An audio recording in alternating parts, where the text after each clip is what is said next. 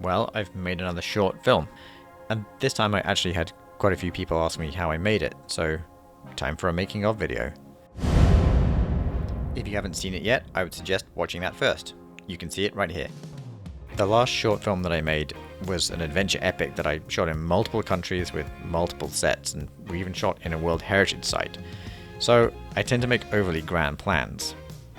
Then coronavirus struck. I asked myself, what can I shoot at home? I have a garage, so let's shoot in there. I came up with a short story and started storyboarding the film because I knew some of the shots would actually be quite technical to pull off. My garage has these dirty old beams on the ceiling that have a pretty creepy look to them, so I thought that would be a perfect setting. A few expert modifications later, and I had a creepy crawl space for the monster to hide out in. I also added these wooden slats to the window to help me control the light a bit better. I clamped a blue gel to the outside of the window to replicate moonlight. The spider was made from things I had around the house. I used coat hangers for legs and a can of expanding foam. This stuff is great to work with and can be sculpted with a sharp blade. It's quite variable in its density, so it wouldn't really be good for neat structures, but for these kind of gnarly organic forms, it's really great. The whole thing was built around a piece of drain pipe and a nitrile glove, one finger for each of the front legs, and the middle operated the jaw. I painted it with black, brown and grey acrylic paint and made teeth out of modelling clay. I even found an old broom to use as hairs on the legs. I did a few movement tests just to check everything was working, and once it was lit, I think it turned out quite nicely. I used two Aputure Tri-8 LED panels for my main lights. I've always really liked this high contrast look from the original Aliens films with the deep blacks and light blue highlights. So that's the look I tried to emulate. I used cans of atmosphere aerosol since I don't actually have a smoke machine anymore, and that worked great for picking out the light and giving a really nice haze. If you can get hold of one, I would recommend a smoke machine or a hazer for filling whole rooms like this, but seeing as this was only a short film, 2 cans of aerosol worked fine. They were especially useful in these special effects shots. Our garage has these very white bulbs in them, so I swapped them out for these very stylish warm light bulbs. The filaments show really nicely, and it was a nice contrast against the cold moonlight from the outside. To add a bit of drama to the burning electrics, I added some digital sparks in post. And I boosted the shafts of moonlight using the light rays effect in Resolve. To light inside the visor, I used these small battery-powered LED strip lights. I actually bought these on my last film when I used them to light faces inside the helmets. I think they work really well and give a nice light, but just remember they always leave a reflection on the eyes. I set decorated the spider's lair using simple Halloween cobwebs, which I stretched really thin and then attached to the beams with hot glue. It took a while, but I finally got there. Then I started playing with the puppet. You can see my head in the bottom right there. The venom was made with white acrylic paint and water, which I squirted through a syringe. You can see me operating the puppet in most of the shots. I masked myself out of those later. It was very important to always do a background plate that was locked off.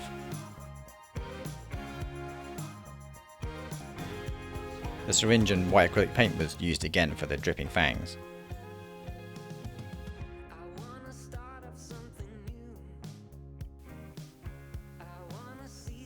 One of the best things about special effects, hot glue. Hot glue is used everywhere. Here I'm using it for strings of venom on the spider's teeth. I would apply it to the teeth seconds before the shot. I actually used our clothes steamer as a practical effect. I set it up behind the spider and just set it to full. It saved a lot of work in post and I think actually looks better. I promised my wife I wouldn't burn down the garage, but there were a few shots that I knew I just couldn't do without some real effects. This is just a sparkler attached to the back of the metal bar.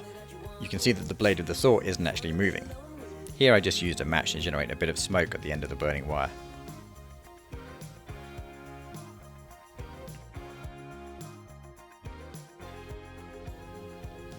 Most of the fire shots were just done with practical lighting and visual effects elements. I bought some stock fire footage and used that to comp in front of the thrashing spider's legs, and I also used Resolve to track it onto the front of the mask as a reflection.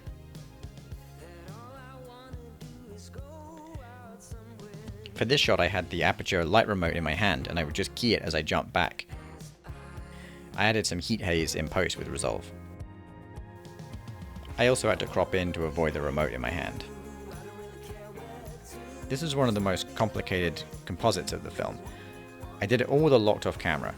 First of all I shot a background plate with the lights on and off, then replicated it with the puppet plate, again with the lights on and off. Finally I shot a character action plate and composited in a visual effects element of a flamethrower. So it's actually 3 shots in one.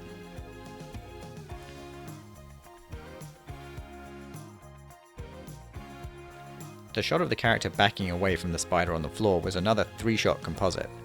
First of all I shot a blank background plate, then a puppet plate, then finally a character action plate. I composited all 3 together in post.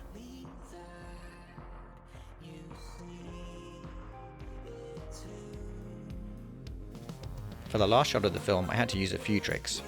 I shot a character action plate, and then I pulled items off the back wall using fishing line, and threw dust down off cardboard on the end of a pole.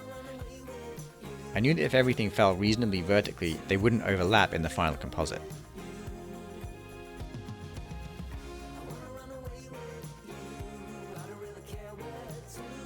I used a locked off split screen effect again for this shot where the character avoids the spider lunging at him. First of all I shot my live action plate, and then I crawled up into the crawl space to operate the puppet. As long as neither the character or the spider overlapped each other in these safe areas, I knew I could composite them together in post.